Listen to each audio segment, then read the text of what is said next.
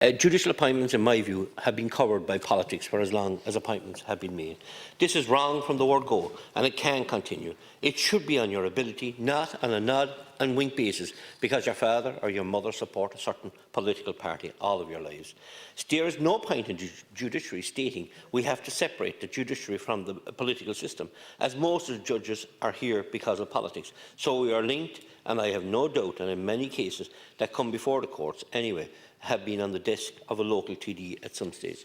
So we, as well as the judiciary, should play a part in law cases in this country to rid the country of crime. We also need to strengthen the extradition laws of this country, especially European countries who we are locked arms with. I know some very suspicious characters in this country who roam the countryside free because they have escaped extradition. I call on the law of the land to rectify this. If they are as innocent as they claim to be, why not go to the country that is most affected by their crime that was committed and either clear their names or face jail for the rest of their lives if found guilty?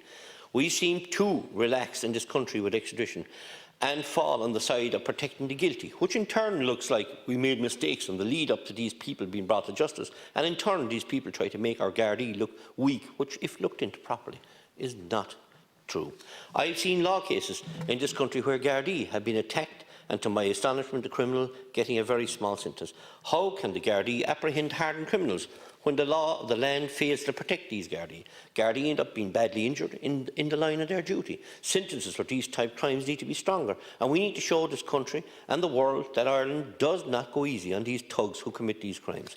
On behalf of myself and my colleagues in the Rural Independent Group, I would like to thank the Master of the High Court, Edmund Honohan, for carefully crafting the Impaired Farm Credit Bill 2022, which has been sponsored by our Rural Independent Group.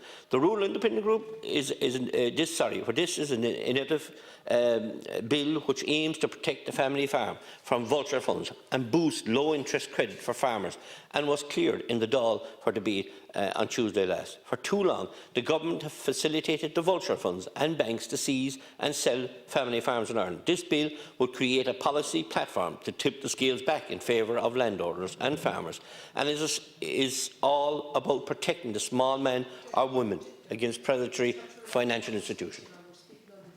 I have spoken on that, and I refer back to that again, but it's good to see that the judiciary has played a part in this as well, as to bring forward this bill, and I think it's very important that we explain that as well, because only Fred Honohan, this bill wouldn't be, who is a member of the judiciary, would not be before us. It certainly is, and it's very unfortunate you didn't come out to the AV room the other day to hear when he was here discussing what is before us in relation to this bill, and you would have found out a lot more. Farmers are under attack from all quarters. Firstly, the government are targeting deep cuts to farmers' ability to earn a living through climate action reductions and inadequate cap programme.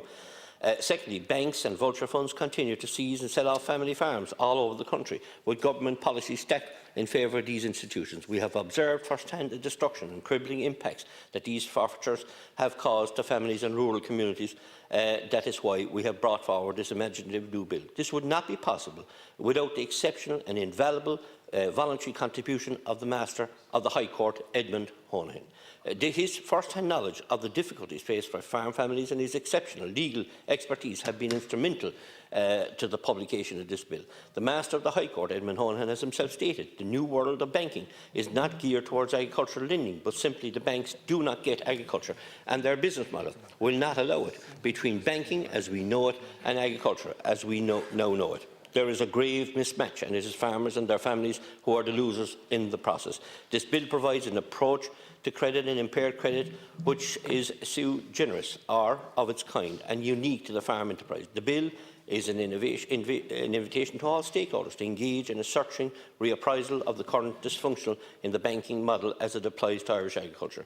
Naturally, the usual gang of anonymous and highly paid banking lobbyists will beat a pat to the doors of any minister who might appreciate a briefing on the measures in this bill, in a desperate attempt to block or delay open discussion to protect the interests of the banks. However, instead, we invite all those individuals and institutions to come on record and direct their observations to the Committee of Oireachtas, where they can be subject to constructive analysis. After all, it would be nice for once to hear a minister undertaking to put on the record of the House a full record of all comments he receives from door or back channels when it comes to this bill, which is undertaken by the I know you're doing your best to make it relevant, but it just eludes me.